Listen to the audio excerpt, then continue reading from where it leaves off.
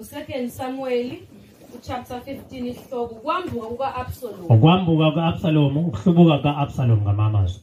Ngoba kube u-Absalom wenza into enhle, isihloko sasiyoba sihle ngoba isihloko esithi ukuhlubuka asisihle. Makukhulunywa ngokuhlubuka shuthi kukhulunywa ngokuxabana noNkulunkulu.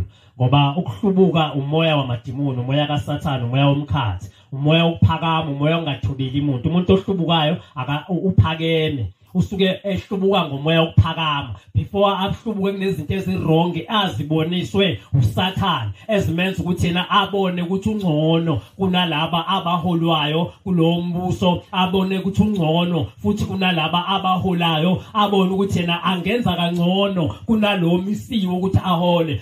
Before ayenze lento yokuhlubuka unezinto aqala ngokuzibona eziboniswa amadimoni. Lithi izwi kaNkulunkulu ukwambuka kuka-Absalom. So ngamamazwi Absalom uphakeme ukuba ngaholwa, uphakeme kakhulu Absalom, wazibona njengomholi ngoba umuntu mayezokuhlubuka uzibuka yena njengomuntu onama qualities right okuhola. Nayi ke into enzakalayo lithi iBhayibheli ukwambuka kuka-Absalom. Ubani oyinkosi kaIsrayeli? uDavid onguyise ka-Absalom biologically. So ngamamazwi njengoba ephinde emhola naseyintweni zikaNkulunkulu uphinda abe ungubaba isibili ngoba uphinda ungubaba spiritually. So nangu ku-Absalom usengena umoya wokubukela phansi ubani uspiritual father wakhe, abona ngathi naye umelwe ukuba ubaba kwabanye abathile ngoba umuntu ohlubuka usuke ebona ngathi lento obufundisi ifanele mina, lento kuba umprofeti ifanele mina, lento kuba umpostoli ifanele mina, lento obubishop into yami kahle kahle. Abese yaqala kumoya okuye umphoqo ukuthi lento mengayihlambuluki makayi-ethe.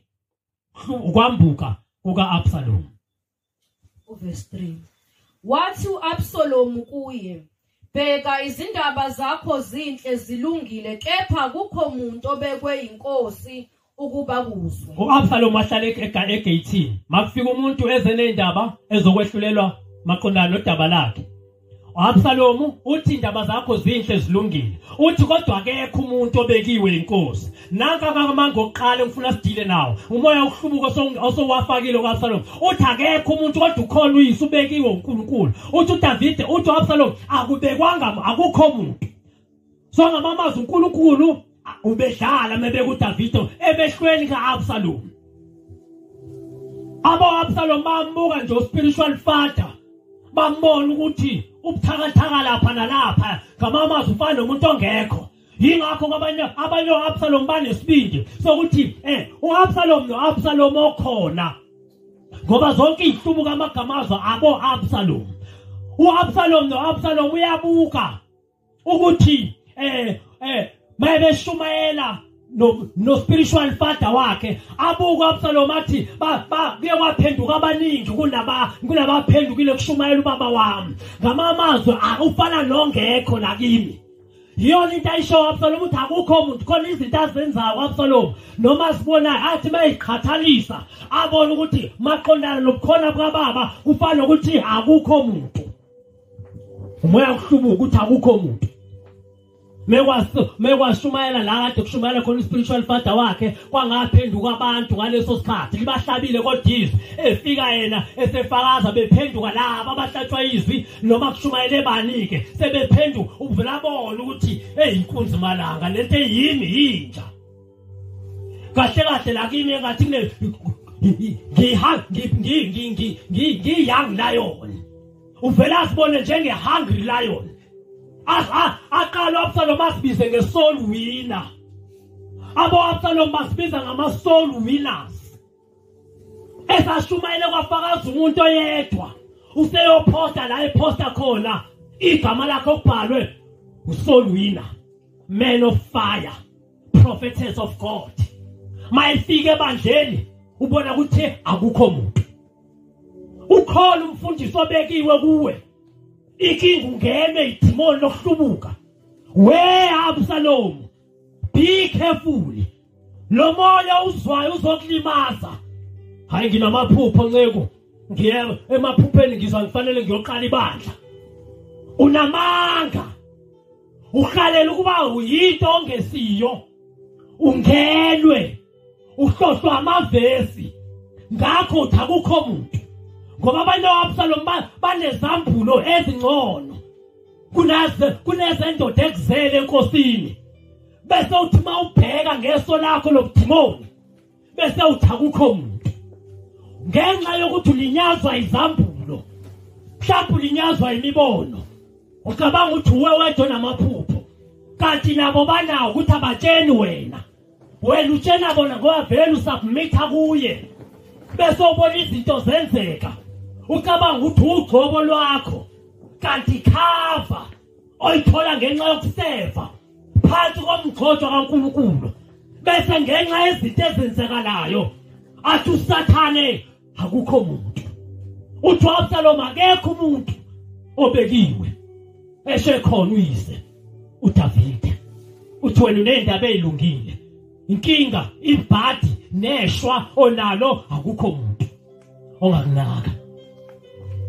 Umoya ofakwa Absalom ebandleni. Absalom divide ibandla. Umfundise khona engazi. Mabizwe imali zentethile, mabephuma enkonzweni, aqoqeqebana lakhe, athi umfundisi ngathi soyithathaphi. Absalom divide ibandla. Athi makwenziwa izinto enkonzweni, athi umfundisi lento ayisho ayiveli kuNkulunkulu. Mina ngiyazi, ngiyabona, uNkulunkulu ungibonisile eqamba amanga.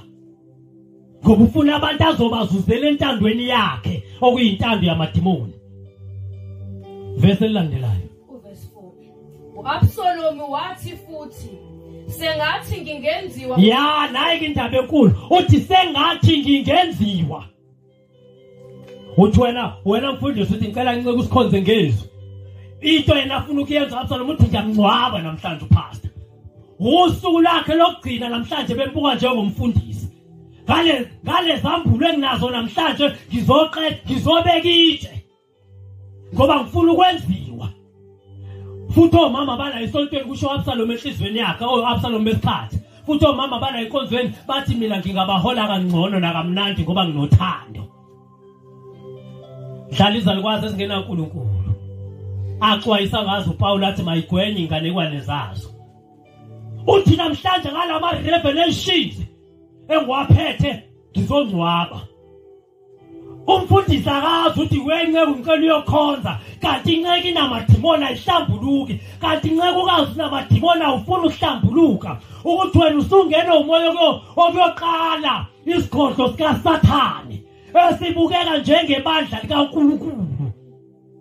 Mhlawumbe nawe uhleli la ukhona nje uyezwa ukuthi yabona nje ngonyaka ozayo uNkulunkulu uthe makudlula wona uzongibulala, uqamba amanga. Qamba amanga. Uthe uzongibulala uNkulunkulu. Ayikho lonto wena othi njengoAbsalom sengathi ngingenziwa umehluleli. Ngehlulele izwe lonke. Sengathi ngenziwa umprofetikazi ngoba lemibono yami uthule ngayibona yasebenza. Sengathi ngenziwa umvangeli manje ngoba khona abantu abathi bahlabeka makushumayela mina, kusho Absalom. Ubona laba bame phambi kwakho beshumayela befaneleka futhi ubabone begqoke kamnandi amasuti wabo, ubonzi lento yalamasuti nalento okushumayela nalento okubizwa ngopastor ifanele wena. Kusho wena Absalom, ngiyakutshela Absalom umoya okuwe. Ngiyakutshela udidiswa ugqoka kahle, udidiswa umnconywa. Unconya kusho ukuthi ufanele ukwenziwa. Yabo nje bethi Absalom angathi ngingenziwa, ngineshows ikhona nezinye ididide ezimhlohle emaceleni ezitheni ngixoxwa yabo masikhonzwa uwena ebandleni kusuka amaphepha. Sengathi ngenziwa umprofetikazi kusho abanye osisi. Siswama kusho ukuthi wena ufanele ukuba umprofeti, akusho ukuthi ufanele ukuba umfundisi. Wali iBhayibheli lathi owesifazane akathule. uNkulunkulu ngeke aze ayididise acontradict athi wena umprofetikazi kusukela ngoba kutheni uright ukhonza uholwa kunesizathu. Umuntu angangibuza ukuthi bathela abakhonza lalela ngenxa le afanelanga sifake ngisho imibono. iBhayibheli lisinikile izwi, ngeke safaka imibono kunezwi. Nabefundisa abambe begcobana nabefazana bethi abo pastor angazi sidi bayithatha kuphoba. uNkulunkulu wenza ukuthi kube indoda ilida ngenxa yesidi, bazozala ngayiphi isidi. uJesu waba nesizathu sokuthi amadoda abapostoli babe amadoda bo-12 ngoba wayefuna kudingeka umuntu onesidi. Haleluya. Dingeka umuntu onesidi. Ivelaphi kosifazane? Ivelaphi esifazaneni isidi? Dadewethu wadukiswa. Wadlalwa uSathane. Ethi khona into engcono ngawe kunabanye. Mhlawumbe wasebenzisa ukuthi wena unemali. Wathi uSathane ngale mali uyamhlula umfundisi akukho umuntu. Wena umuntu okwenziwa. Wathi uSathane wena unestays. Wena ngamamazi ebandleni akukho umuntu ngoba umfundisi wakho uhlala emkhukhwini. Uma kanti uphakeme kangaka ukuthi abantu abangenazo izinto ubabukele phansi umkhonza kanjani uJesu wayengenanga ngisho indawo ukufihla ikhanda. Uma kanti wena uthuma umfundisi engenayo imoto engenazo isitezi nani ngeke wakhonza naye umlandela kanjani uJesu wayengenanga ngisho indawo yokucamelisa ikhanda. Ngoba wena umkhulu phela kunalo Jesu. Ukholwa kwakho kubonakala ngezinto kusekelwe ezintweni. uNkulunkulu akabiza umuntu ngoba ene degree. Akabiza umuntu ngenxa yokuthi uphunyelwe izimali. Ngamamazi akayi-afford sound system netende. Akabiza uNkulunkulu ngoba ukwazi ukukhuluma kahle. uMoses wayenamali mengakwazi ukukhuluma. Kwadingeka uAaron ozoma njengomprofeti kuye. Wena ungenwa amadimoni. Iqiniso yilo lelo. Ungenwe njengoba uhalela ukwenziwa. Yazi ukuthi kunabantu mhlawumbe omunye wabo owiswa ukuthi abakwenzanga umvangeli. Uwiswa ukuthi abakwenza umshumayeli. Uwiswa ukuthi abakubizi ngomprofetikazi. Kanti idimoni elikuwe lifuna ukuxabanisa noNkulunkulu ngoba umoya okuhlubuka umoya ozophambanisa umuntu nezulu. Absalom. Qhubeka sisi. Sengathi ngingenziwa umahluleli ezweni kuze kimi wonke umuntu onecala nendaba. Nayi into ehlalelwa uAbsalom abantu. Ngoba banenhloso abanazo ngabantu. Kuze kimi wonke umuntu. Walo Absalom afuna abantu. Ubona kanjani uAbsalom? Umbona ngokuthi makuzoshulelwa ukunika iphepha elibhaliwe ukuthi ke sizoshumayela phansi kwalehloko meke wadlula umbulele. Awubulalanga ibandla ubulele yena uAbsalom ngoba ufuna abantu abafihle iqiniso njobe kunika into ethi ungadluli la kunezinto angafuni bazazi uthi bazobaleka ngoba yena ufuna abantu ngeinhloso zakhe. Absalom baphila kanjalo. Ngazi ithi mhlawumbe bathanda abantu kanti cha akabathanda abantu uthanda ukufezeka kwenhloso zakhe. Hey ave bathanda akafuni nje ibandla lakhe lishawe. Uthi ushaya isono athi Absalom ushaye izingane zami. Mhlawumbe nawe uthanda umlandelwa yilonto uthi sikhonze ebandleni elingajaji elingehluleli. Ungena umoya kweduka walandela umuntu odukile futhi umlandela ngenhloso. Umlandela ngenhloso. Absalom akafuni ukukhulunywa iqiniso ngoba uDavid wayehlulela ngeqiniso. Kwasho uNkulunkulu wathi ngifumene umuntu wenhliziyo yami. Ngifumene umuntu wenhliziyo uzokhuluma izinto ezingaphakathi kwi-heart kaNkulunkulu. Absalom uzozithatha apho ngoba akasiyo wenhliziyo kaNkulunkulu. Uzokhuluma into ezokitaza abantu ibagcina abantu bebaningi. Kodwa mayubabheka ubone hayi bengithi akakholwa ngizwa sokuthiwa lo asisi umzalwane noma lo abhudu inceko ngoba Absalom ubafihlela iqiniso ngoba uthi ufuna kuza abantu kanti uthi uSathane iqiniso liqosha abantu. Kungcono libaxoshe emhlabeni bebengalamukeli libangenise ezulwini kunokuthi sibaxoxe babe baningi emhlabeni ngamanga balahlekele umnyango wezulu. Absalom into yokuqala enza afuna abantu ngoba Absalom akazwani nokusebenza. Fanele ondle ingane zakho ondle umfazi. Uzozondla kanjani uzozenza kanjani lezinto engasebenzi. Absalom akafuni ukusebenza futhi Absalom bathi kushila uNkulunkulu baqamba amanga. Bayazi ukuthi akuyena uNkulunkulu. bathi uNkulunkulu unceke wathi angibe full time. Utheni ungamncengi pho? Umcethu ufuna ukuyosebenza. Njobe engafuni ukukhulunya iqiniso ucabangela imali yakhe uthi izohamba. Haleluya.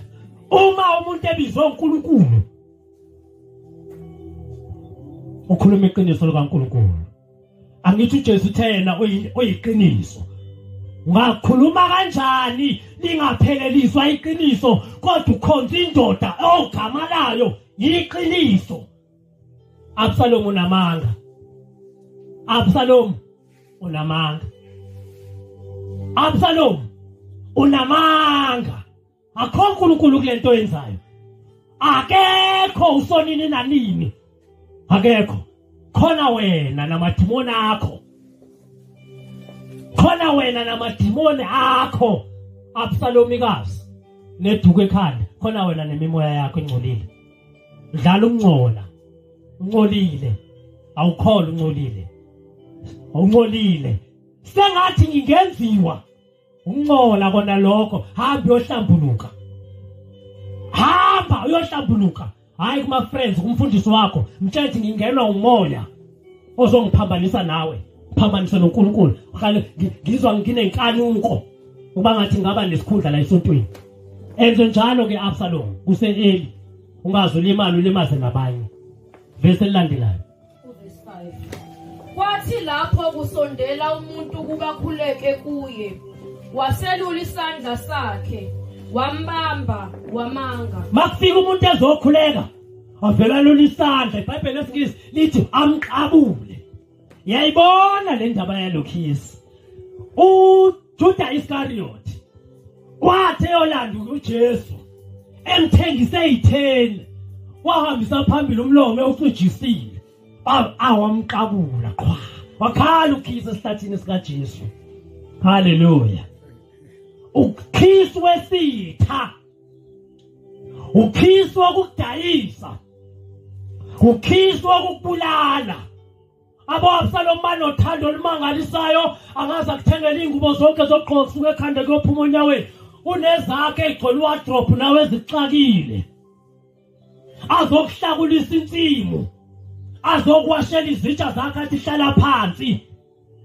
Makuyiwe enkonzweni uAbsalom eseqalile ibandla lakhe aphathe zonke izinto athiwa ngikashuza mayikhethe umntakathatha into ayifuna abafuna amateku nanka amateku abafuna amabhlukwe nanka amabhlukwe. Ibandla likaAbsalomu liphila ngokani ngokhisi. Alisekelwanga ngezwi lisekelwe ngokhisi. Betrayal kiss. Betrayal kiss. Bane imoto ngoAbsalom isikhathi esikhulu. Angakakuthuthe nje akubeka eminyango endlini yakho aphinda kulande ngesonto ubone ukuthi yabona lento kulokho ngakhonza lapha ya ngishonsela ngelanga. Betrayal love. Uthando lesela. Uthando lesitha. Uthando lilimazile umhlaba. Kwazala abantu kwazalisa abantu. Ukhiswa amadimoni. Ukhiswa amadimoni. Betrayal kiss. Wonke umuntu vela amanga amqabula uAbsalom. Kanti uye uzolimala. Egcineni uzolimala. Abefundisi bamanga. Ngenzeka mhlawumbe uye omunye wabefundisi bamanga. Uzamize izinto zokubamba abantu. Wenza izaba abagcina ngokuthwala ke futhi aboAbsalom. Ngoba abantu bazi ukuthi mawulandelwa abantu abaningi ukholwa ngempela. uAbsalom wakuveza evesini elingaphezulu ukuthi kungeza abantu abaningi kini. Uzokwenza izaba.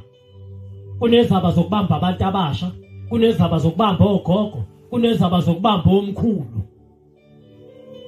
Betrayal kiss. Verse 6 wenze njalo uAbsalom kubo bonke abakwaIsrayeli abeza enkosini ngamacala. Wenze njalo kubo bonke abeza enkosini ngamacala. Wonke umuntu ohamba etholile ini ukhiso wakhe. Amen. Wonke umuntu egoduka eqatshuliwe egilthini lika Absalom. Sifazane uhamba eqatshuliwe, silisa uhamba eqatshuliwe.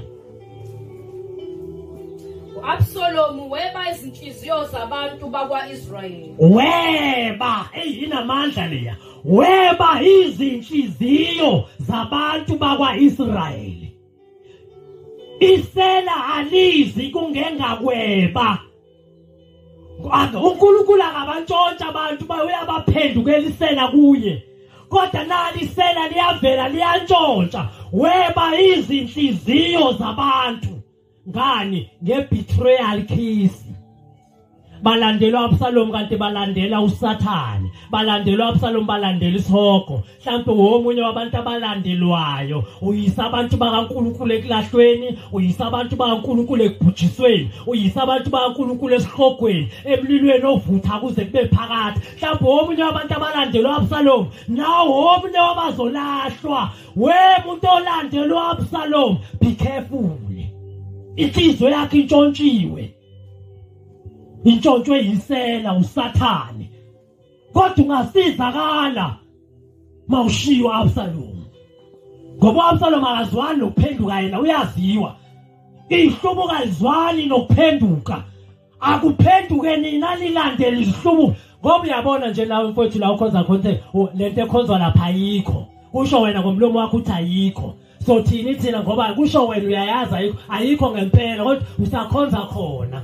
Ucabanga ukuthi izulu lakho awunankinga nokuhlala emangeni. Awunankinga. uAbsalom vela akabesaba uNkulunkulu. Angifuni ukukhuluma kakhulu ngoAbsalom. Akabesabi uNkulunkulu. Wena olandelayo shiya uAbsalom. Buyela kuNkulunkulu. Ihloko sami sithi buyela ekhaya. Buyela ekhaya. Verse 7. Kwathi ngasekupheleni kweminyaka engama40 Absalom wathi enkosini, mangihambe ukugcwalisa isithembiso sami engasethembisa kuJehova eHebhroni. Wathi emva kweminyaka engama40 mangihambe ngiyogcwalisa isithembiso sami engasethembisa kuJehova ngikuphi ngiseHebhroni. Uqamba amanga asikho isethembiso. uAbsalom mehlubuka kanali iqiniso ba bofanele athi kuDavide ngiyoqala ibandla. Lalela, uAbsalom ezohlubuka. Ukuhamba kwakhe kwakhelwe emangeni. Awena nje ithi zalabafana baqala amabandla uvela athi kwasho unkosikazi wami ukuthi ubonile umbono mina naye njengendoda nomfazi sambe singena siphuma siphendula abantu sisizela abantu bakaNkulunkulu. Amanga waye ku spiritual father cha awuyanga. Enye izinto uAbsalom esefuna ukuhamba. Webazalwane, uthi uAbsalom uthi ngilinde kuze kube khona into exabanisayo la ebandleni khona ngizosho ukuthi ngahanjiswa yiyona. Uyaphoxeka uAbsalom ayingekho into exabanisayo. Mhla ekhuzwa ukuthi ungakwenzi ukuthi kurongi. Uthi nangithethisa nangihlafa nabukisa ngami ngakho ngiyahamba. Ukuthi bohamba ngoba ngenxa ukuthi wenziwa lento oyisho Absalom livele kuphi iphole bandlo liholayo. Livele kanjani le bandlo lihola ngoba kwafanele uphume uyohlala uyokhonza kwelinye. Unamanga wemqambi manga. Wawuvele ufuna ukuyoba umfundisi. Wawuvele ufuna ukuyobizwa ngomvangeli. Wawuvele ufuna ukuyobizwa ngomshumayeli. Wawuvele ufuna ukubizwa ngobishop ngompostoli. Absalom unamanga. Uthi ngenza isithembiso uNkulunkulu uqamba amanga. Akho sithembiso bazalwane. Asikho. Uthi kwasho uNkulunkulu wathi mina ngizoshumayela umhlaba wonke lapha ebandleni ngibambezelekile nogcobo lami liyacindezelwa. Kusho Absalom. Uqambela uyise spiritual father wakhe amanga. Ngiyokwenza ini? Ngokwenza isithembiso engasithembisa amanga. Asikho isithembiso esiphakathi kwaNkulunkulu nesihlubuki. Bambe lapho nje. Asikho isithembiso esiphakathi kukaNkulunkulu nesihlubuki asikho. Bambe lapho nje uqedile. Mfundisi onamanga asikho isithembiso esiphakathi kwakho noNkulunkulu. Prophetic azonamanga asikho isithembiso esiphakathi kwakho noNkulunkulu. Bishop enamanga asikho isithembiso esiphakathi kwakho noNkulunkulu. Mpostoli wamanga asikho isithembiso esiphakathi kwakho noNkulunkulu. Qamba amanga. uNkulunkulu awumesabi. Hallelujah. Ngoba lithi ungaliphathi ngeze igama likaJehova uNkulunkulu wakho. Absalom unamanga litho liphatha ngeza akayikumiyeka nawe mfowethu awuzuyekwa ngeke wayekwa akuzugcina wena kodwa uNkulunkulu lehlazo oligilayo lemkhubo oyigilayo kodwa usonini nanini kodwa usimakade kodwa usomandla. Verse 8 ngokuba inceku yakho yenza isithembiso ngisahlezi eGeshuri lase-Aramu sokuthi uma uJehova engibuyisela impela eJerusalema ngiyakumkhonza uJehova. Ayikho ke le njengoba sengishilo amanga. Verse 10 kepha uAbsalomu wathuma izinhloli ezizweni zonke zakwa-Israyeli ngokuthi lapho nizwa ukukhala kwecilongo anothi uAbsalomu uyinkosi eHebroni. Wathuma abantu bakhe bazogijima phambi kwamahasha akhe. Make bezwa ukhala icilongo nalabo bazokhalisa icilongo baxokwe ubani uAbsalomu. Wathi make bezwa umsindo wecilongo bathi uAbsalomu uyinkosi. Lento bevele ehlele efuna ukwenziwa yona naye uthi makukhala icilongo makuthiwe yena uyiyona akayona uyena othi ngiyona. Uyena othi manje ngibiza nithi mfundisi. Uyena othi manje ngibiza nithi bishop. Lento bevele efuna ukwenziwa yona waqoqa abantu abazomemezela basho bathi uyiyo engesiyo. Bonakala ngokhisi wamanga ukuthi angathi umfundisi awuyena. Noma ungabathwala ngemoto zonke insuku awuyena umfundisi. Awuyena. Paulo ukuthwala abantu akulona uPaulo obufundisi. Nalento oyigqokayo okuthiwa yobufundisi ushethi okuthiwa ishethi labefundisi elinokholo wakhona alivele uNkulunkulu alikho nasezwini into yakho. Ushethi lakho lathengwa wena linikwa ngoNkulunkulu alibhalwanga ndawo eBhayibhelini. Konke sengize ngaqhwa nokholo lokinceke nabo bayabona kumfundisi lutho. Nesiketi sakhe sithi shaya emaqaleni sihle kodwa sikwenza bomama umfundisi. Awuyena umama umfundisi. Ngeke ube uyena. Noma ngisho kanje awuyena umfundisikazi cha. Lutho. Wena. Abantu bakho abasho kanjalo. Hallelujah. Kwabase Thessalonika lesibili chapter 2 verse 3. Kwabase Thessalonika chapter 2 verse 3 isihloko. Ukufika kwenkosi kuyakwandulelwa ngokufika komuntu ongenamthetho. Ukufika kaJesu kuyakwandulelwa ukufika komuntu ongenamthetho. Umuntu ongenamthetho umuntu oziphethe. Umuntu ongenawo urongi, ongenawo right. Yonke into ephambi kwamehlo akhe i-right. Ukubuya kaJesu kuyakwandulelwa umuntu ozibusayo. The man of sin. Umuntu wesono. Verse 3 Makungabikho umuntu onikhohlisayo nangayiphi indlela wemuntu olandela abantu abangalishumeli iqiniso ulandela abakhohlisi ulandela abo-Absalomu makungabikho umuntu onikhohlisayo nangayiphi indlela ngokuba aluya kufika ungakaveli kuqala ukuhlubuka. Aluyi kufika usuku lenkosi ungakaveli yini qala ukuhlubuka, ukwambuka, ukushiya uNkulunkulu. Yini ukuhlubuka? Yi-apostasy. Yini apostasy? Yi-abandonment of the faith. Mawushiya ukukholwa, ushiyile uNkulunkulu.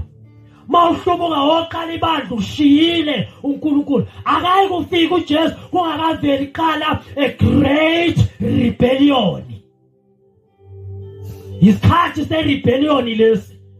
Isikhathi se-rebellion sabantu abangakhuzwa, sabantu abangakhuzeki, kodwa meke wamkhuza ngamavesi akhe uyoqala ibandla. Meke wamkhuza ngamavesi akhe uyoqala ibandla. Meke wamkhuza ngamavesi akhe uyomisa itendi. Isikhathi songakhuzeki, isikhathi songalawuleki, umoya wendoda engenamthetho, the man of sin. Lawlessness, umoya wokuzenzela, umoya wokuziphatha. bonke abadli besona bangamasosha ayikhuzayo bala bethanda kuya khona ngesikhathi abafuna ukuya ngaso ababuzwa beya ababuzwa bebuya ihlubuka izinto ezifunayo mawumfundise ngithi manje ufana no president awubuzi wenza ni uya lapha awubuzi ubuya lapha yazi uvela thini uvela thi umoya ingcwele kanti ungelwe yini isono singaphatheki isono singalawuleki nalamaphupho aphuphayo athamba oqala ibandla usathane uzenza ngoba seKorinte besibili kuchapter 11 uzenza ingelosi yokukhanya ingelosi yobumnyama buyele enhlambulukweni kuDavide wakho uzohamba umoya omubi bona kanjani ukuhlubuka ubona ngoAbsalom akayi lento akayisi ku spiritual father wakhe bafana bambuyelana emakhaya buyelana nje emakhaya ngoba uAbsalom khona imikhuba abayenzayo kulento yabo ukuthi bayashumayela osisi bahle kule insuku zokugcina vele ngene labo sisi bahlala phambi kwakhe ngethi vele wawo kwasekuqaleni nje baqala ibandla avela bonke umuntu okulalwa uAbsalom bayamithisa and banezambulo bangcono kunami ekushumayeleni hayi barathi kakhulu abo Absalom bamithisa namadiploma eBhayibheli bamithise nama-degrees eBhayibheli umoya we-apostasy uthi kwathi zonke kunezihloko emaphepheni umfundisi udlwengulile umfundisi unqumile umuntu isandla umfundisi wenzile u1 no2 abo Absalomu nawe ungabona ngathi ukholwa kahle ngosuku ozolalela ngawo lo moya othi hamba yoqala ibandla uzodukisa abanye uzodukiswa nawe ngaphezulu kwalokho uzodlisa abantu isono nawe ube ucine esonweni man of sin iqhubeka sisi ungakaveli kuqala ukuhlubuka kwambulwe umuntu ongenamthetho indoda yokulahla kwambulwe umuntu ongenamthetho the man of sin, the son of perdition, the man of destruction. Oh, how? Let your thing enamthetho antichrist umoya melene noKristu wena oqala ibandla ungena umoya kaAntichrist wena oqala ibandla uNkulunkulu engashongo ungena umoya kaAntichrist ungena umoya we-destruction odala i-disorder ne-chaos ebandleni okhonza kulo Absalom uhamba nabantu balapha kade khonza khona uyabantshontsha wena wathi kwasho uNkulunkulu uthi shiya kulela bandla pho labo abahohamba nabo bafunane emva kwakho wabuza uSamuel uSawule wathi pho lezimbongolo nalamakameli umsindo wawe ngwezwe endlebeni zami awani Buti wampho wamthathelana usiso worship ebandleni ade ukhonza kulona Sisi wami umlandelana usiso worship ebandleni ade ukhonza kulona kanti ubizwa uNkulunkulu ungena umoya we-man of sin the son of perdition ndodana yokulahla the son of destruction ungenwe uyantshontsha uyisela Absalom antshontsha inhliziyo zabantu kwaIsrael uyantshontsha awuyona inceke buyela ekhaya yovuma kuyihlo spiritual father baba ngonile ngidungile ibandla ngasiphuma ebandleni ingenakuthula ngicabanga ukuthi uNkulunkulu ngidlala usathane namadimoni khumula nalokholola ke ayikwenzi bomfundisi lento man khumula nalento ulahle lapho ubuyele lapho khonza kamnandi uyinceku Maqaka ukuthi kuyaxaka siswami uma phambi kwebandla uhlale phansi ungaphinde ume phambi kwebandla uthi yoshumayela vele iBhayibheli liyakuvumela ungibuza ngizokutshela ivesi liyakuvumela ukuthi uhlale phansi ungasho lutho hlala phansi uvala umlomo wakho umuhle kakhulu mawuthulile kunothi ukudukisa abantu baNkulunkulu sisabaleli noma abesifazane babulalisa umuntu ensimini usalokhu uzibiza ngomama umfundisi oqhoka amabhlokwe sikhohlakala indini sifusela inkanuko senza sihlale shiswe inyama ngenxa yakho bhloko lakhe liveza ama private party uthi uyakholwa wabuyisa abantu umgaqo wonke emgaqweni wesifebe Hambuyisa abantu ngalamabhluko wakho, ngalamabele akho wonke engangafihlwa, uzibiza ngomfundisi amabele akho akhule eshona enkabeni, nsuku zonke aveziwe, uthi uveza icleavage. Lapho uthi ukhonzisa khona ubizwa ngomfundisikazi, Sathani. Lithi iBhayibheli kepha nginalokhu ngawe, uvumela owesifazane ozibiza ngomprofethi ngazi uJezebeli, ame phambi kwebandla, Sathani. Spirit kaJezebeli. Bulala abantu baqabula. Babona ngathi banomfundisi omuhle bebenawe, kanti bafile spiritually. Bayidumbu. Nawe yiso. Buyele ekhaya. Lahla indaba zokhololo. Buyele ekhaya. Hamba uyozehlisa uspiritual father wakho. Noma ungawukhonza umhlaba wonke, dala wena ushintsha samabandla, kodwa uthula unakho enhlizweni. Yazi noma ungafika kweli serious kakhulu kunalelo aphuma kulo. Yazi inkinga yakho. Wenza ungabi nako ukuthula. Ingoba ichaos, ne-distraction, wayidala lapho uphuma khona. Ungakabuyeli kuyihlo njengendodana olahleko. Uthi baba ngicela usale sungenza ngeke uzube nokuthula. Noma ungadla kamnandi, thenga osofa beleda, wenza ube no-swimming pool ubhukude zonke insuku. Hey, ngeke waba nokuthula. Buyele ekhaya. Hamba uyophenduka ekhaya. Uyovuma phambi kwebandla wahlubuka kulo. Lo wenza ngabi nakuthula enkonzweni. Ibandla lacishe lachitheka mhla kuhamba wena. Buyele ekhaya we-Absalom. Ngoba ngeke kube nasibusiso, ngeke kube nakuthula. Obo Absalom bafakambi. Absalom webazalwane wafelenga. Engathintanga izulu, engayithintanga nenhlabathi. Bambhuxa umkhonto bamqedela. Wafa Absalom. Nawe Absalom uzofakambi. Wavukela uNkulunkulu. Wavukela inceku kaNkulunkulu. Kanti izwi likaNkulunkulu lithi touch not mine anointed and do my prophet no harm. Ngeke azakuyeka uNkulunkulu. Ochithi ithempeli kaNkulunkulu, uNkulunkulu akayikumyeka. Nawe akayikukuyeka. Buyele ekhaya. Buyele ekhaya. Buyele ekhaya Absalom. Zehlise kube kanye. Inyama yakhe iphakeme ayivumele lento engikishoyo. Ayivumele lento engishoyo. Absalom awuze ezulwini. Nebandla lakhe aliyi nawe uye. Wena okhonza nomuntu othwele awuye ezulwini. Naye akayi. Wena okhonza nomuntu onezitaputapu zovaselina zamafutha zamakhofi zezikipa zabaprofeti zosawoti. Absalom buyele ekhaya. Uxolise, uzendlale, uzehlise, uNkulunkulu akubusise. Buyele ekhaya Absalom. Lapha wahlubuka khona, lapha wawusindiswe khona ngeqiniso. Hayi la ukhona manje. Hayi la kunabantu abaningi manje. Ba right baningi ngempela nami ngiyahlalela ukhonza nawe. Nabo ngenqobuningi babo. Kodwa inkinga yakho Absalom ukuthula unawo. Buyele ekhaya. Ungakafika kambe. Iskariyothi wadayisa uJesu ngalwakhe isika Absalom wazilengisa. Nawe uyazilengisa ngalezi zinto zakho uyazibulala. Eyezithi uqhwa kamnandi abantu bacathi usakholwa. Enye indlela ozibulala ngayo. Kade awukholwa. Buyele ekhaya Absalom. Baka esihogweni. Ngiyakuncenga Absalom. Buyele ekhaya. uNkulunkulu uzokwamukela. Ungakathukisa abaningi. Usazo accounta ngalabo bayisesihogweni. Inkosi yabafela ukuba isezulwini. Buyele ekhaya.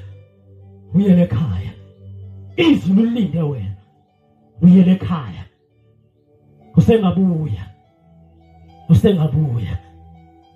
Awumkhulu wena. Ukuba ungangaphenduki. Buyele ekhaya. Absalom. Siyathandaza. Thank you Jesus. Buyele ekhaya. Ndodana yokulahlwa. Buyele ekhaya. Thank you Jesus.